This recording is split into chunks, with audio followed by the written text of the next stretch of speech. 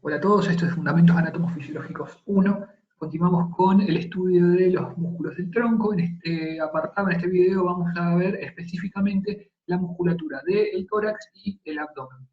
Y puntualmente dentro del tórax vamos a ver lo que se conoce como mecánica respiratoria. Considerando los músculos del tórax, lo más predominante son los músculos intercostales, que se dividen en externos e internos. Intercostales, como lo dice su nombre, acá señalando en la imagen, vamos a tener espacio en los espacios intercostales a los internos, que están obviamente hacia la profundidad, y los externos. Hay una capa media, pero el libro eh, no los considera, así que nosotros no los vamos a estudiar. Estos intercostales, si bien hay dos capas, nosotros vamos a considerar dos capas, las fibras están orientadas de manera diferente, y esto le permite una variación en la funcionalidad. Por eso también cabe resaltar esta diferencia del estudio de los externos, comparándolo con los internos en lo que hace a su función. Cuando hablamos de intercostales internos, los intercostales internos van a tomar las costillas y las van a llevar hacia el interior, es decir, que van a reducir el volumen de la caja torácica, por lo tanto van a ser músculos expiradores, es decir, músculos que disminuyen el volumen de la caja y van a producir la salida de aire, expiradores. En cambio, acá en la imagen, los intercostales externos son músculos que tiran desde las costillas y hacia afuera, las elevan, y si las elevan aumenta el volumen y son inspiradores, producen la entrada de aire.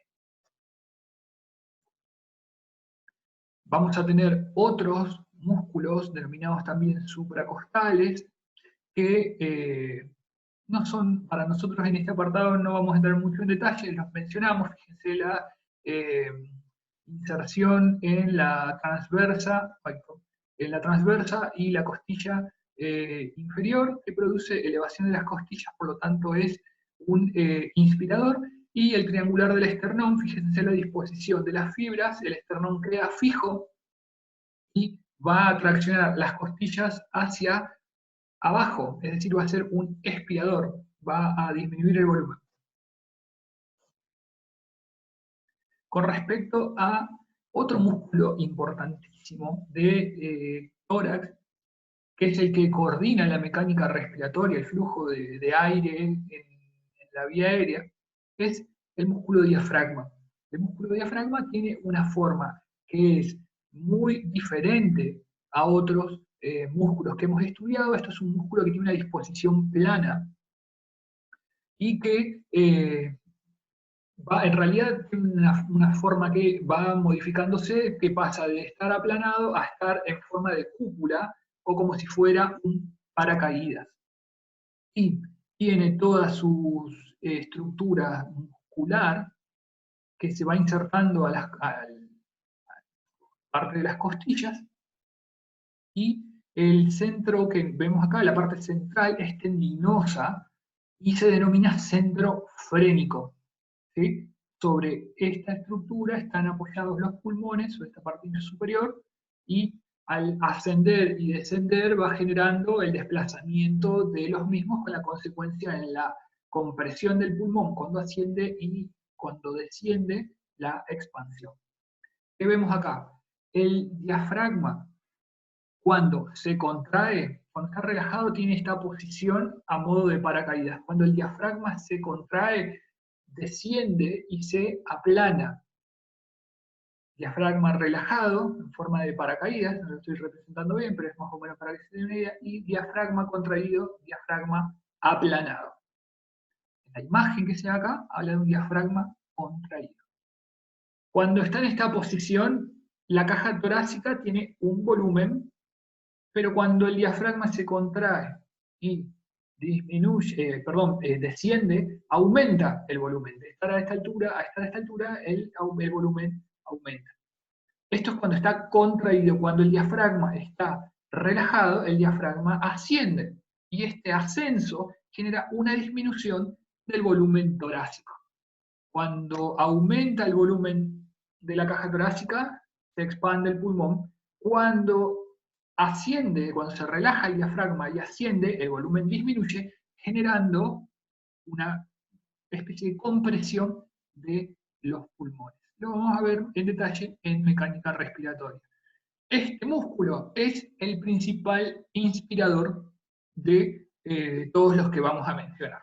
El que no se puede olvidar jamás, junto con los intercostales externos e internos. Con respecto a la mecánica respiratoria, ¿qué tenemos que considerar? Dos momentos diferentes. Uno es la entrada de aire y otra es la salida del aire. La entrada de aire se denomina inspiración, la salida de aire se denomina expiración. Son dos momentos que son sucesivos, ¿sí? No son simultáneos, son sucesivos. Sucede uno, sucede el otro y vuelve a empezar. Ingresa el aire, tiene que salir. Ingresa nuevamente, tiene que salir. Y cada uno tiene sus implicancias en el movimiento, tanto del diafragma como de las costillas. Y todo este movimiento, todo este trabajo mecánico, tiene impacto en el volumen de la caja, como les estaba diciendo hoy, de la caja torácica, que o se expande o se comprime. Ahí está la clave. Ahora vamos a ver en qué momento se expande y por qué, y en qué momento se comprime y por qué. Y es importante conocer este tema, es uno de los más evaluados, es de los inevitables en cada mesa de examen. Vamos a la primera parte. Esto sería el ingreso del aire. Tenemos que considerar primero el diafragma y después el movimiento de las costillas. ¿Qué pasa en el ingreso del aire? En la inspiración, el diafragma desciende. El diafragma desciende. Fíjense la flecha cómo indica. Y esto habla también de la expansión del tórax. ¿Por qué? Por la presencia de la acción de los intercostales externos. Entonces, el aumento del volumen torácico va a estar en dos lugares. Por uno, en el aplanamiento del diafragma y por otro, con la elevación de las costillas que producen los intercostales externos. Hay otros inspiradores que fuimos mencionando en el video anterior, pero esos son inspiradores accesorios. Estos son los básicos, los que utilizamos en el momento de reposo, pero después a medida que la necesidad de ingresar aire va aumentando, empieza a trabajar con la musculatura accesoria. Por ejemplo, en una crisis asmática o en un ejercicio muy intenso que necesitamos expandir con buena cantidad, y empiezan a trabajar otros músculos que en estado basal, en estado de reposo, no están trabajando. Eso es la primera parte. Recordamos entonces, disminuye. En la inspiración va a expandirse el volumen total del tórax a expensas de la compresión, la horizontalización del diafragma y la tracción hacia arriba de las costillas por los intercostales externos. ¿Qué produce esto? En el interior de los pulmones un fenómeno que se denomina presión negativa. Es decir, que los pulmones se expanden, consecuencia también de esta expansión, y genera que una diferencia de presión. Adentro del pulmón, la presión de aire es menor que en el exterior, que la presión atmosférica en el mundo exterior. Como todo lo que existe va de donde hay más a donde hay menos, donde hay mayor presión, que es en el exterior, en el momento de la inspiración genera que ingrese aire al interior del pulmón. Se hace lo que se denomina un flujo, por gradiente en este caso de presión. Hay una diferencia de presiones en el exterior que es más alta con respecto al interior del pulmón, que es más baja, y eso genera un pasaje donde hay más a donde hay menos. Eso es lo que produce la inspiración. Un ejemplo de presión negativa, por ejemplo, si han usado un gotero que exprime en el extremo, o por ahí que lo sueltan dentro del agua, y una vez que liberan, que se genera que liberan el espacio, es ocupado por el líquido. Lo mismo por ahí sucede cuando abren tipo lo habrán hecho, han llenado una botella de agua dentro de la pileta, la botella está aplastada, y uno aumenta el volumen y ese espacio automáticamente es ocupado por el agua. Bueno, se genera una presión negativa dentro de la botella que es automáticamente llenada por la presión de agua. La presión es mayor afuera y genera un flujo de agua que llena ese espacio. Eso sería el ingreso, la inspiración. Ahora en la expiración pasa totalmente lo opuesto. Ahora el diafragma que estaba descendido va a ascender y las costillas que habían subido ahora van a descender. ¿Quién se encarga de hacer el descenso de las costillas? Los intercostales internos, que las toman y las llevan hacia el interior. Entonces, esta disminución del volumen a expensas del ascenso del diafragma y de la contracción de los intercostales internos genera una presión que en este caso va a ser positiva. ¿Sí? Los pulmones, en el interior del pulmón se genera una presión mayor a la presión atmosférica, por lo tanto, como siempre decimos, de donde hay más a donde hay menos, el flujo de aire ahora es hacia el exterior. Eso es lo que genera la salida de aire o la expiración. Repasando entonces, dos momentos en la mecánica respiratoria: inspiración, ingreso de aire. ¿Por qué? Por la generación de una presión negativa. ¿Consecuencia de qué? El descenso del diafragma y la elevación de las costillas por intercostales externos. Segundo momento, la expiración. En la expiración hay una presión positiva porque asciende el diafragma por un ascenso del diafragma y un descenso de las costillas, y esa presión negativa genera el flujo de aire hacia, perdón, presión positiva genera el flujo de aire hacia el exterior. Eso es todo lo que tienen que saber de mecánica respiratoria. Por ahora es un tema que se retoma en tercer año, en donde pasa también no solamente la mecánica, sino la distribución de los gases que han ingresado por el organismo y su utilización por las diferentes estructuras durante el ejercicio. Lo veremos más adelante. Pasamos a músculos anterolaterales del abdomen, tema también muy tomado. Vamos a ver que, bueno, el primero que se presenta es el psoas. También en algunos lugares pueden encontrarlo como psoas ilíaco. Nosotros los vamos a separar, el psoas por un lado y el ilíaco por el otro. Fíjense, el psoas tiene una inserción, perdón, a nivel lumbar y a nivel de miembro inferior, a nivel del fémur. ¿Qué pasa? Cuando trabaja a nivel lumbar, es decir, que la inserción móvil es son estas en realidad, y esta es la fija, va a disminuir la lordosis lumbar, es decir, que de estar con la curvatura normal la va a tender a disminuir. Ahora, si trabaja en forma unilateral, produce inclinación, flexión y rotación hacia el lado opuesto de la rotación. Complejo, lo vamos a ver cuando veamos miembro inferior a esto, produce a nivel de caderas, flexión, rotación. Bueno, la parte importante de este músculo está más asociada a miembro inferior. Tenemos también en la región posterior lo que es el cuadrado lumbar. El cuadrado lumbar, fíjense, tiene inserciones a nivel de la 12ª costilla y a nivel del ilíaco. ¿Y qué va a generar? Si la pelvis es la que se queda fijo, va a generar una inclinación lateral hacia el lado de la contracción. ¿Sí? Si se contrae el cuadrado lumbar derecho, genera inclinación hacia el lado de la contracción. Y como habíamos dicho, también tiene, como está insertado en las costillas, tiene implicancias, pero en la respiración, pero no lo vamos a considerar. El transverso del abdomen.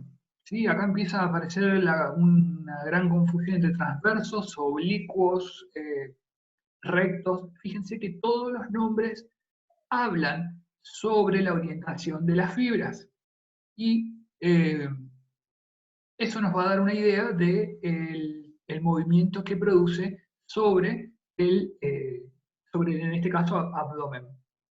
Estos músculos están presentados en 3 capas. A ver si encuentro la imagen. Es esta.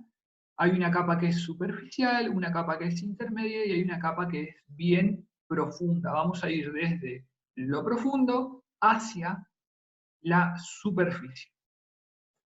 Tenemos el más profundo de todos, que es el transverso del abdomen. Fíjense, las fibras están orientadas en forma transversal, en forma horizontal. ¿Cuál es la función de este músculo? Como están dispuestas en esta forma, van a disminuir el volumen, van a disminuir el diámetro, en realidad, de la región abdominal. Fíjense en la imagen, es con el ejercicio de meter panza, valga la vulgaridad, tiene que ver con esto, que en el transverso del abdomen disminuye, en realidad, el diámetro abdominal. Fíjense la disposición de las fibras. Después vamos a tener lo que es el oblicuo menor, también denominado oblicuo interno, que las fibras ya tienen una disposición oblicua, valga la redundancia, a diferencia del oblicuo mayor. Fíjense cómo viene. Esto es adelante, esto es anterior, esto es posterior, superior e inferior. Las fibras vienen de arriba hacia abajo y de adelante hacia atrás, a diferencia del oblicuo mayor, en donde las fibras van, esto es anterior y esto es posterior, las fibras van de atrás hacia adelante y de arriba hacia abajo, es decir, unas vienen en este sentido y las otras vienen en el opuesto. ¿Qué sucede? Que las implicancias en el movimiento, la generación de movimiento, va a ser diferente y es necesario saberlo.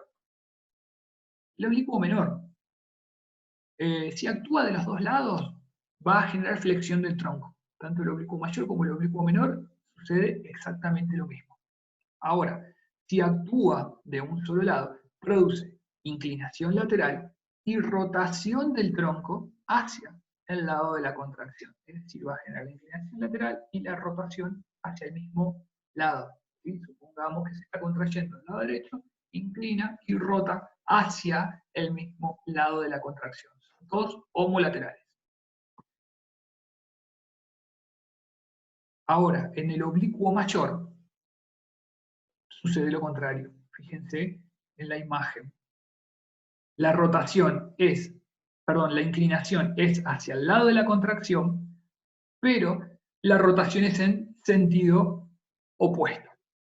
Es decir, se contrae el lado derecho, se inclina hacia el lado derecho y rota hacia el lado opuesto. Es decir, hacia el lado izquierdo en nuestro ejemplo. Acá la imagen es bien orientativa.